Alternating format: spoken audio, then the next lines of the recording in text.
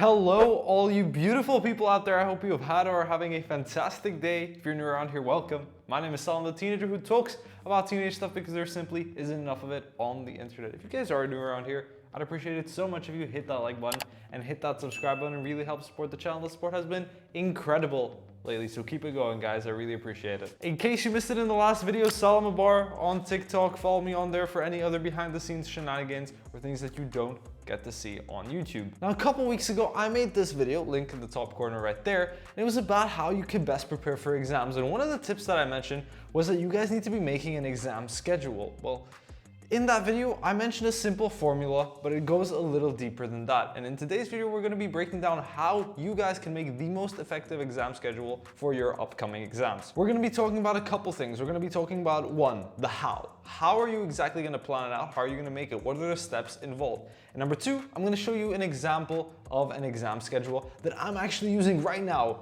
as we speak, as you're watching this video, to prepare for my upcoming end of year examinations. Before we actually take a look at how to create an exam schedule, let's have a look at some of the pros. So tip number one straight away is they help you stay organized and they help you plan out your entire process. It's an invaluable tool, especially when the amount of content that you have to study starts to pile up and there's just a lot and it's difficult to handle when you don't have an exam schedule. Number two, it helps you revise effectively. So like I just said, once you have a lot of content, especially when you get to curriculums like the IB, A-levels, and then university, it can be very overwhelming at times. Where an exam schedule comes into play is that it kind of helps you map out everything, all your units, all your topics, and it helps you revise in the most effective manner possible, because you'll be allocating a set amount of time to everything. And as we'll talk about later on in this video, we can make that flexible and adjust it to our own individual needs, so it will help you revise effectively. That's tip number two. And of course, tip number three, better time management, because we've all been there, 1.5 weeks left until our end of year examination, so we haven't started studying, when realistically we should have started 6 weeks ago. Yeah, sticky situation, but we've all been there. So that's where exam schedules come into play.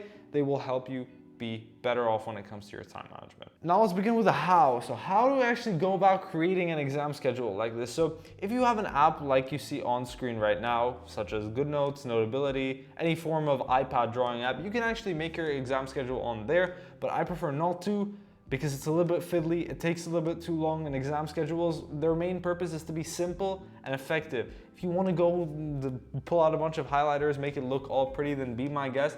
But for me personally, that doesn't work, and I know for a lot of you out there, you kind of procrastinate and, give yourself that goal, oh hey, let's make my exam schedule today, and that kind of gives you that sense of fulfillment in terms of, oh yeah, I'm actually being productive, when realistically you're just preparing to study and not actually studying. So exam schedules, make them simple.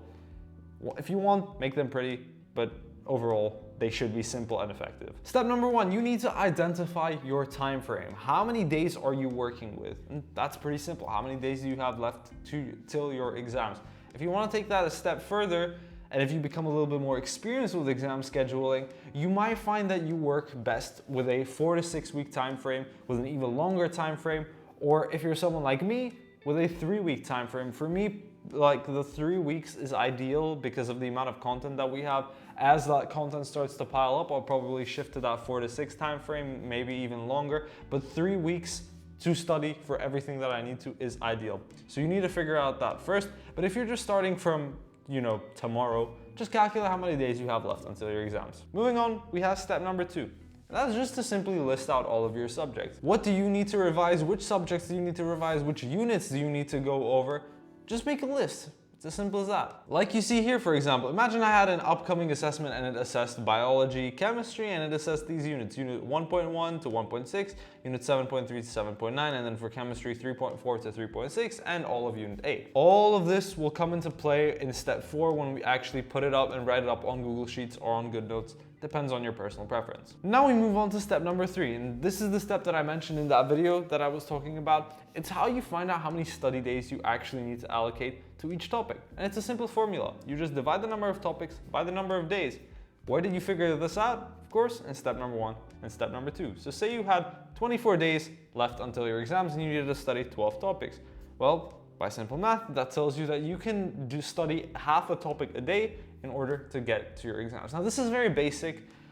I wouldn't recommend this myself because this isn't the tip that I follow, but it's a good starting place. When we get onto the tip section, I'll let you know how I organize my schedule, and then we'll actually look at my own exam schedule. But this is a very basic starting place. It's definitely a good starting place.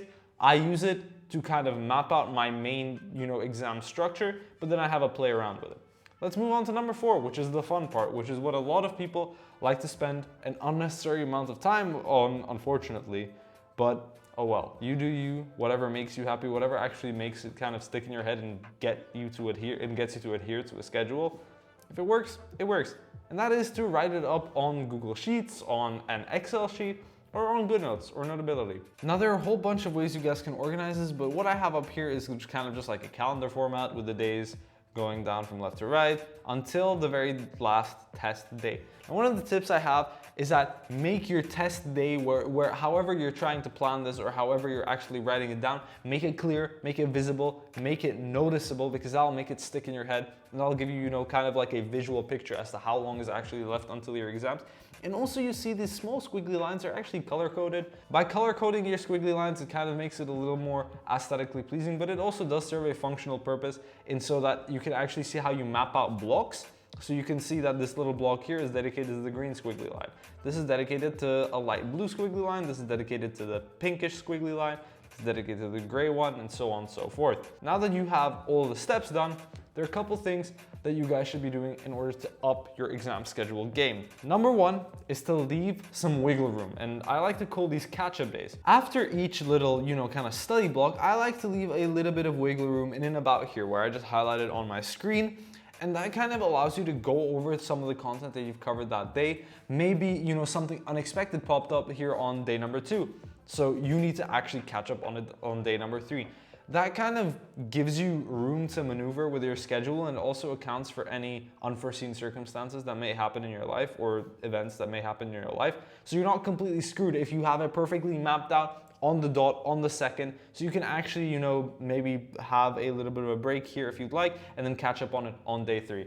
So, pro tip, definitely include some wiggle room and some catch-up days in your exam schedules. Tip number 2 is where we kind of debunk step number 3. So in terms of your topic to day ratio, I recommend that you be a little bit flexible with your topic to day ratio because not every single topic needs the same amount of time to complete. If you have a particularly easy topic that you need to cover, just allocate 1 day to it, and that extra day you can actually dedicate towards something else a little bit more difficult. So this is where I say be flexible with your days. You know what you're weakest in, you know what you're strongest in. So based off that, look at what you need to study, look at the topics you feel most confident with, and then allocate the days likewise. Tip number 3 is to be smart with your timings, guys. So what I mean by closest last and farthest first here is that if you have a series of exams, so you don't just have the one test here, you have another one here, another one here, another one here, whatever test you have last, you're going to study first.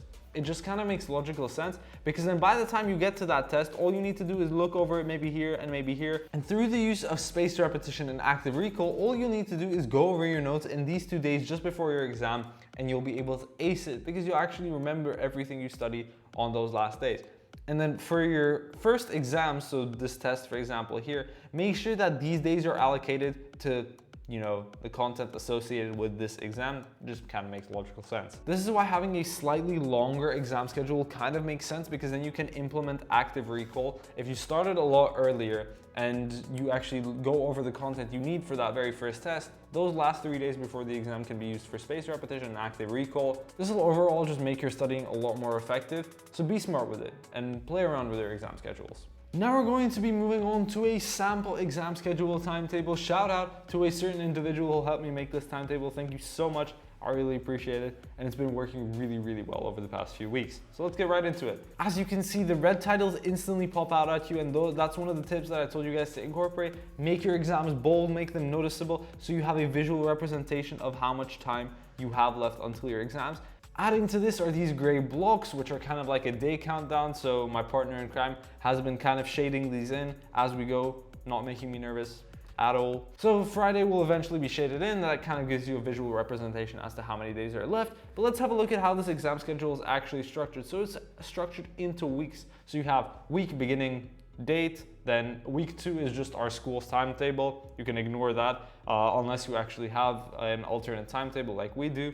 Then week beginning the 16th, and it just goes down until the very end of the examination period. Then you have each of the days planned out. We didn't put the dates, but you can, feel free to do so. And then we begin to see how these blocks are separated. Also, just before we go into that, we have our actual exam schedule down here that we got from our school. Just whenever we need to refer to it, we don't need to find it because we get a ton of messages. So we can just hop right here if we ever need to refer to it for some apparent reason.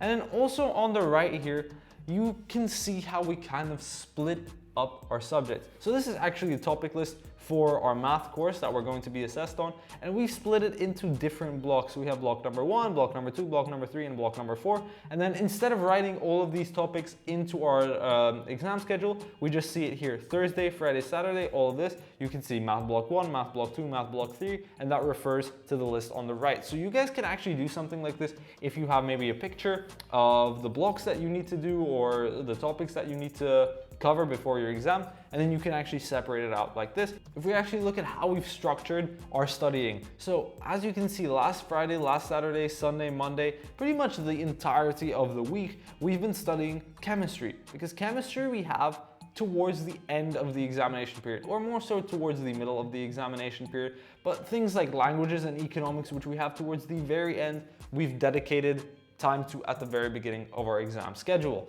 And a little bit of an anomaly here, but bio, our last exam, we actually have 5 spare days, 1, 2, 3, 4, 5 days between our penultimate exam and our final exam, which kind of gives us a little bit of nice wiggle room to work with. So instead of allocating time here to work on biology, you could allocate time here. And of course, we've allocated 5 days to biology. We've allocated nearly a week to chemistry because the content is massive. And things like economics and things like languages, we've allocated slightly less time to because there isn't as much content. Here we see another example of active recall as well. So on Wednesday, we needed to study economics. And then before our economics on Wednesday in 2 weeks' time, we have a little bit of an active recall session where we get home from school after a languages exam, look over our econ notes that we made 2 weeks ago, and then boom, ready to go into the exam. So this is one of the ways you guys can actually structure your exams. If it works for you, that's amazing. If it doesn't, feel free to experiment with the format. It's all about finding what works for you and what actually helps you do well in your exams. And of course, like I mentioned at the beginning of the video, exam schedules are not supposed to be this complicated mess of colors and no, it's supposed to be simple, basic, to the point, something like what I have here that kind of just lets you know what you're doing on each day.